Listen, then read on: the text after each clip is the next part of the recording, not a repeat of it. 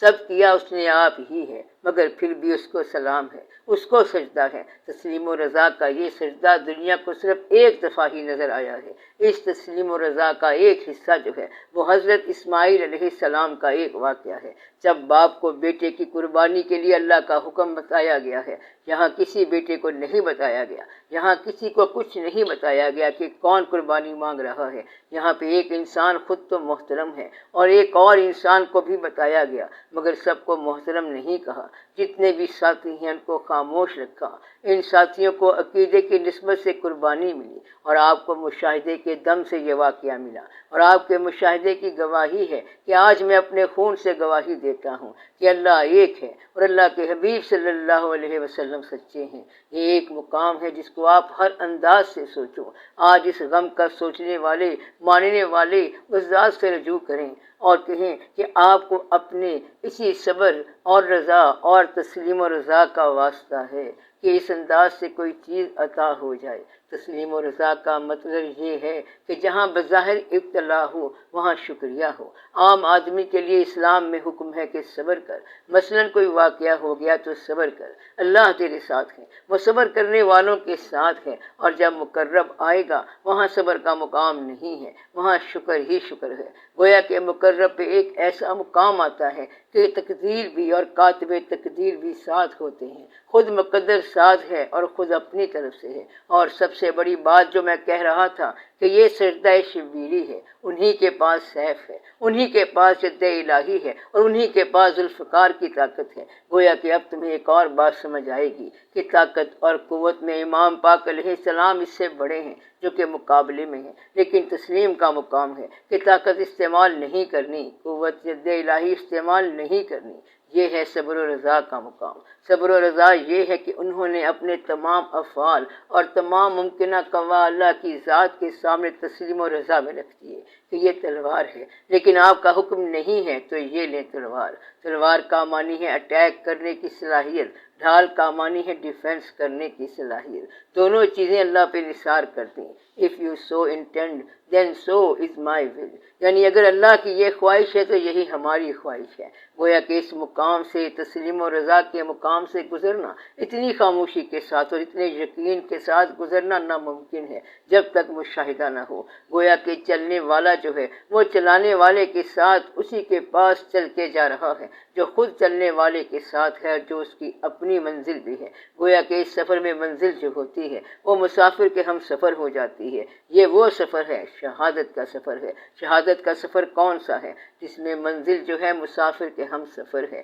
ہر حال میں اللہ ساتھ ہے اور مسافر جانتا ہے کہ میرے ساتھ ہے۔ گویا کہ مسافر کا جو سفر اللہ ہے وہ سفر مع اللہ ہے، اللہ ساتھ ہے اور اللہ کی طرف وہ رجوع کر رہا ہے۔ یہی مشاہدے کا مقام ہے اور یہی تسلیم و رضا کا مقام ہے، اور یہیں سے فیض کے سارے چشمے پھوٹتے ہیں، یہیں سے ولایت کے چشمے پھوٹتے ہیں اور یہیں سے سارے مقام طے ہو جاتے ہیں۔ اس محبت کا فیض ہے کہ مقام مل جاتا ہے اور مسئلہ حل ہو جاتا ہے۔ آپ کے ذمے اتنا کام ہے کہ آپ اس کو اس انداز سے سوچو کہ فیض تسلیم کرو، ان سے رجوع کرو، ان کو محبت سے یاد کرو، ان سے فیض کا کوئی سلسلہ ہو، ان سے فیض کی خیرات فی سبیل اللہ مانگو، تب جا کے یہ بات سمجھ آتی ہے۔ یہ واقعہ زندگی میں بڑی دیر کے بعد سمجھ آتا ہے۔ یہ سمجھ آتا ہے کہ وہ جو تھا جس کے آگے ہم نے دعا کرنی تھی اسی نے تو وہ واقعہ پیدا کیا تھا۔ اب دعا اس کے سامنے مانگ رہے ہیں جو یہ کر رہا ہے، ادھر دعا سنتا ہے اور ادھر آپ کا مکان گرا جاتا ہے۔ یہ بات پہچاننے والی ہے۔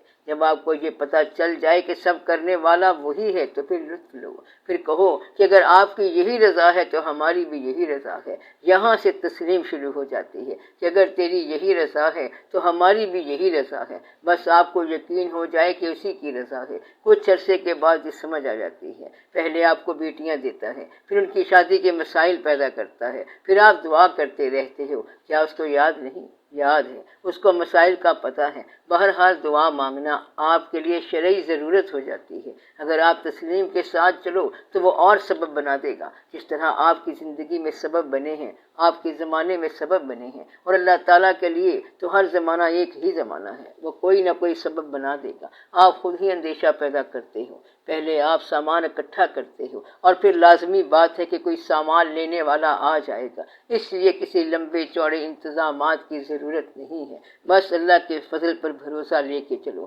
شہادت کا فلسفہ صرف یہی ہے کہ شہادت جو ہے اللہ کے لیے اپنے خون سے گواہی لکھنا۔ شہادت دونوں معنوں میں ہے کہ شہید ہو جانا اور گواہی لکھ جانا، یعنی کہ معتبر شہادت یہ ہے، اور اس کا آپ کے لیے فیض ہے، کوئی لمبا بیان نہیں ہے، یہ مشاہدے کا مقام ہے، اور تب سمجھ آتا ہے جب مشاہدے سے آپ رجوع کرو، آپ کانوں کو استعمال نہ کرو، صرف نگاہوں کو استعمال کرو، پھر آپ کو یہ بات سمجھ آ جاتی ہے کہ یہ واقعہ ہے کیا، یہ بڑا عجب واقعہ ہے اور بڑی خوبصورت بات ہے۔ اللہ تعالیٰ نے اس میں اہل فکر کے لیے اور اہل ذکر کے لیے غم کے وافر سامان پیدا کر دیے۔ یہ ذکر کا مقام ہے، فکر کا مقام ہے، عبادت کا مقام ہے۔ شہادت کا ذکر جو ہے یہ شہادت ہی کا مقام ہے، اور تسلیم و رضا کا ذکر تسلیم و رضا ہی کا مقام ہے۔ آپ کے لیے تسلیم و رضا یہ ہو سکتی ہے کہ آپ تسلیم و رضا والے کو تسلیم و رضا میں مان لو، اور ہم کیا کر سکتے ہیں؟ گویا کہ امام پاک علیہ السلام کی کربلا تو امام علیہ السلام کی کربلا ہے، ہماری کربلا چھوٹی چھوٹی کربلائیں ہیں کہ جہاں چھوٹا سا واقعہ ہو جائے وہاں تسلیم و رضا کر جا، اگر پیٹ میں درد ہے تو خاموش ہو جا، اللہ کا گلہ نہ کر۔ یہاں آپ کی کربلا کامیاب ہو گئی، یعنی جہاں چھوٹی سی ابتلا میں آ گیا وہاں خاموش ہو جا، اگر تکلیف میں آ گیا تو خاموش ہو جا، کیونکہ تکلیف اسی کی طرف سے آ رہی ہے، اور اس خاموشی اور تکلیف میں اللہ کی عبادت کر، یہ بھی ایک کربلائی مقام ہے۔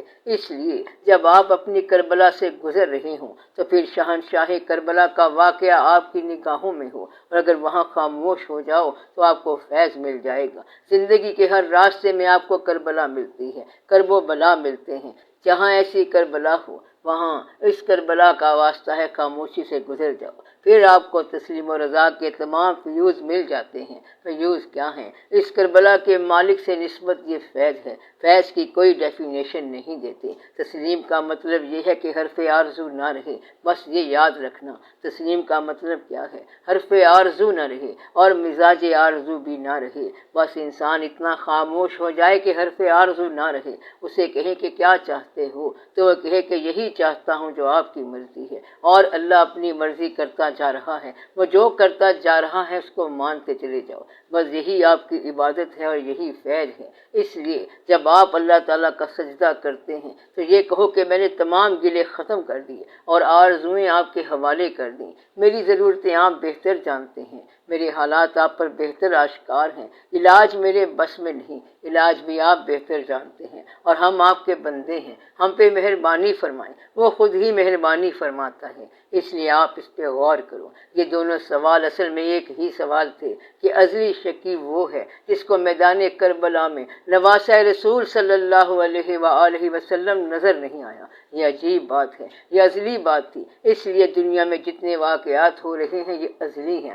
آپ اس کو اللہ تعالیٰ کا انعام سمجھو۔ اگر آپ کو نماز کا موقع ملا، اگلی نماز مل گئی تو سمجھو کہ پچھلی نماز منظور ہو گئی۔ اب سجدہ کیا ہے؟ تو پھر ایک اور سجدہ یہ کرو کہ اس نے آپ کو سجدے کا شوق عطا کیا، اور جب آپ شکر کرو تو ایک شکر اور کرو کہ آپ کو شکر کرنے والا بنایا۔ اس لیے جب 5 نمازیں قائم ہو جاتی ہیں تو فقراء شکر ادا کرنے کے لیے چھٹی نماز کی طرف آ جاتے ہیں کہ تو نے 5 نمازیں عطا فرما دی، گویا کہ جب وہ عطا کرے تو اس کا شکر ادا کرو، وہ جو چیز عطا کرے اس کا شکر ادا کرو۔ اس طرح آپ اپنی نعمتوں کو شکر کے ذریعے محفوظ بھی کرتے ہو اور ان کو بڑھاتے بھی ہو، اس لیے شکر کے ذریعے اپنی نعمت کو قائم رکھو، پھر اللہ تعالیٰ آپ کی باقی ضروریات پوری فرمائے گا۔ جو اس نے پہلے دیا ہے اس کا شکر ادا کرو۔ یعنی اگر آپ کو ایک نظارہ برا نظر آیا، ایک آدمی آپ کو برا لگتا ہے، آپ کی آنکھیں وہ منظر دیکھ رہی ہیں جو آپ کو برا لگا، یعنی کہ آپ کی یہ جو آنکھیں منظر دیکھنے والی ہیں اس کے استعمال سے کوئی فائدہ نہ ہوا اور آپ کو تکلیف ہو گئی تو آپ آنکھیں واپس کرو۔ جب آپ آنکھیں رکھتے ہو اور اللہ کے نظاروں کا لطف نہیں لیتے اور اس کا شکر ادا نہیں کرتے اور ہمیشہ گلہ ڈھونڈتے ہو تو پھر آپ کیا کرتے رہتے ہو؟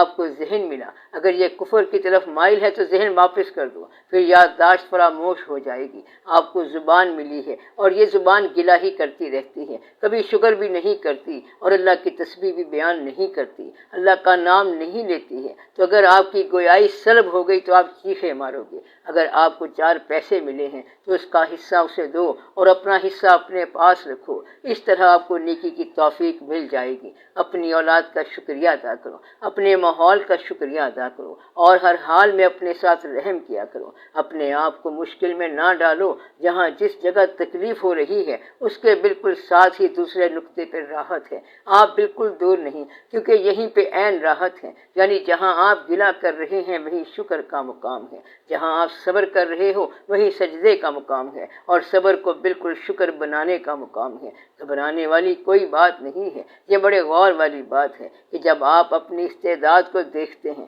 مثلا ذہن ہے، اس کی ایک رسائی ہے، آپ سوچتے سوچتے ایک مقام پہ عاجز ہو جاتے ہیں، جہاں آپ عاجز ہو جاتے ہیں تو اس کے آگے کی رینج انحد کی ہے۔ اگر آپ کی عقل کی حدود انحد تک جا کے معاف ہو جاتی ہے اور انحد سے رابطہ نہیں ہوتا تو سمجھو کہ آپ کمزور ہو گئے۔ اس لیے ذہن کو سٹریچ کرنے کا حکم ہے کہ اس ذہن کو ایک ایسے مقام تک لے جا جہاں پہ اس ذات کا مقام شروع ہوتا ہے، اور وہاں جا کے آپ اس کو لنک کرو تو آپ کی عقل جو ہے عقل سلیم ہو جائے گی، یعنی کہ زبان سے آپ اتنا سچ بولنا شروع کرو کہ اس کی بات آپ کی زبان سے نکلنا شروع ہو جائے۔ دل کو اتنا صاف کرو، آئینہ اتنا صاف کرو کہ اس آئینے میں کبھی کبھی اس کی جھلک نظر آ جائے، تو آپ اپنی استعداد کو اس مقام تک لے جاؤ جہاں سے اس کی حد شروع ہو جاتی ہے اور وہاں پہ لنک ملا لو۔ آپ صرف اپنی حد بتاتے رہتے ہیں اور لنک نہیں ملاتے، تو یہاں سے ایک جھگڑا پیدا ہو جاتا ہے، ابتلا ہوتی ہے اور یقین ٹوٹ جاتا ہے۔ اس لیے اپنی تمام سرحدوں کو، نگاہ کی وسعتوں کو دور تک لے جاؤ، تو وہ زیادہ دور تک نہیں جائے گی، آگے نہیں جائے گی۔ پھر آپ اللہ کا شکر ادا کرو اور اتنا سوچو کہ وہ کون ہے جس نے یہ حد لگا دی ہے، ان کے سامنے بھی دیوار ہے اور ان کے پیچھے بھی دیوار ہے، یہ کیا ہے؟ یعنی کہ ایک تو ان کو آگے بھی رکاوٹ نظر آ رہی ہے اور آگے کچھ نظر نہیں آتا، یہ کیا ہونے والا ہے؟ آگے کیا چیز موجود کھڑی ہے اور پیچھے ہم کیا کیا نظارے دیکھ کے آئے ہیں؟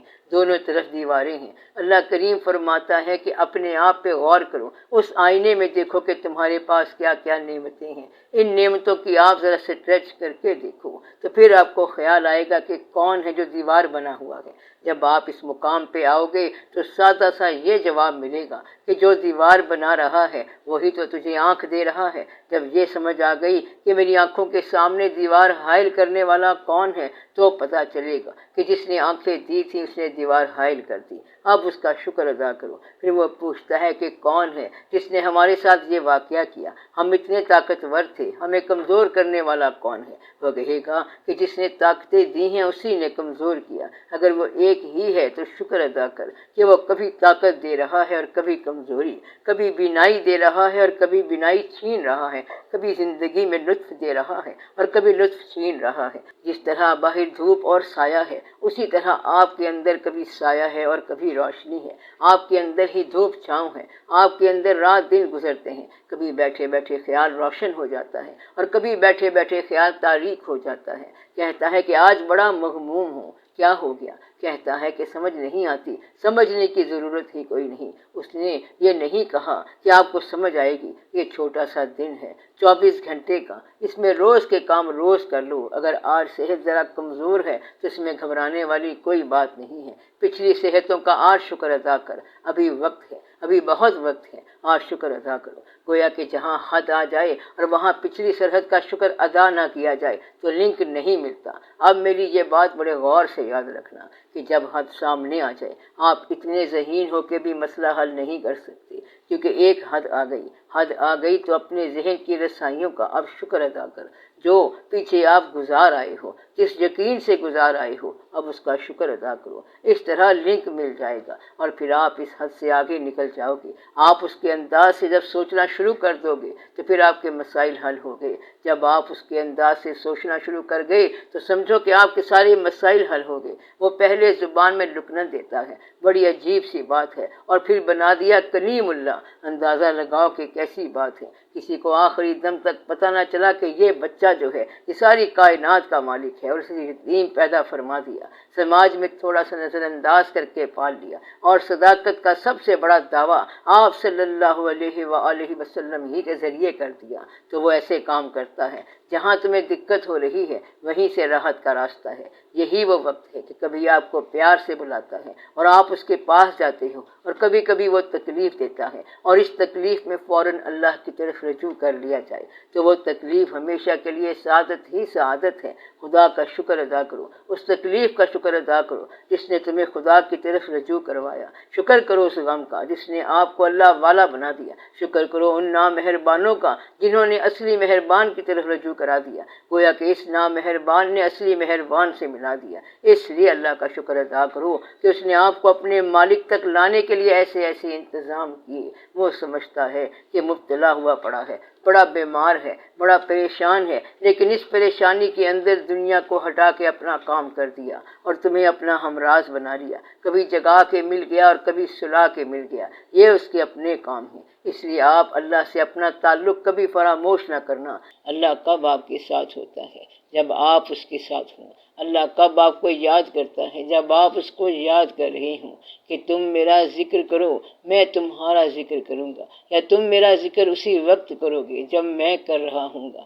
اس لیے تم اکثر ذکر کرو تو وہ اکثر ذکر کرے گا، مل کے محفلوں میں ذکر کرو گے تو وہ محفلوں میں کرے گا، تنہائی میں ذکر کرو گے تو وہ تنہائی میں کرے گا۔ یہ بڑی عجب سی بات ہے، تم اگر رجوع کرو تو تیرا اللہ کے ساتھ رجوع کرنا ہی اللہ کے ساتھ وصال ہے، اور تو کوئی بات ہے ہی نہیں۔ تو اللہ کیا ہے؟ تیرا خیال، تیرا حسن خیال، تیرا خیال حسن جو ہے تیرا اپنا ہی ہے۔ تو جتنا رجوع کرتا جائے گا تیرا اللہ اتنا ہی تیرے ساتھ ہے۔ خلقت کو جاندی گول ہے، ہر دم فرید دے کول ہے۔ خلقت اسے ڈھونڈ رہی ہے اور وہ فرید کے ساتھ ہے، کیونکہ فرید ہر وقت اللہ کے ساتھ ہے۔ اس لیے وہ کہتے ہیں کہ اللہ ہر وقت میرے ساتھ ہے۔ آپ دعا کریں کہ اللہ تعالیٰ آپ کو اپنے فضل میں شامل رکھے، اور دعا کریں کہ اللہ تعالیٰ آپ کو اپنا سائل بنائے اور دنیا کا سائل نہ بنائے، اور اللہ تعالیٰ آپ کو دنیا کی ضرورتوں سے آسانی سے گزار دے۔ یہ دنیا مشکل بازار ہے۔ دعا کروں کہ اللہ تعالیٰ کسی انسان کا محتاج نہ بنائے۔ دعا کروں کہ یا اللہ اپنا محتاج بنا، دنیا والوں کا محتاج نہ بنا۔ تو نے مسائل خود ہی پیدا کیے ہیں، انہیں تو خود ہی حل کر۔ یہ سارے ہماری سمجھ سے باہر ہیں، اس لیے تو آپ ہی کچھ انتظام فرما اور آپ ہی رحم فرما، ایمان بھی عطا فرما اور یقین بھی عطا فرما، اور جہاں یقین کی کمی ہے وہاں پہ سہولت عطا فرما، اور جہاں کبھی کبھی دنیاوی ضرورتیں پریشان کرتی ہیں وہ بھی آسان فرما، اور کبھی ہم نامہربانوں کے ساتھ رہتے ہیں تو ان سے مہربانی کا تعلق تو ہی عطا فرما۔ صلی اللہ تعالی علی خیر خلقہ و نور عرشہ افضل الانبیاء والمرسلین سیدنا و سندنا و مولانا حبیبنا و شفیعنا محمد و آلہ و اصحابہ اجمعین برحمتک یا ارحم الراحمین۔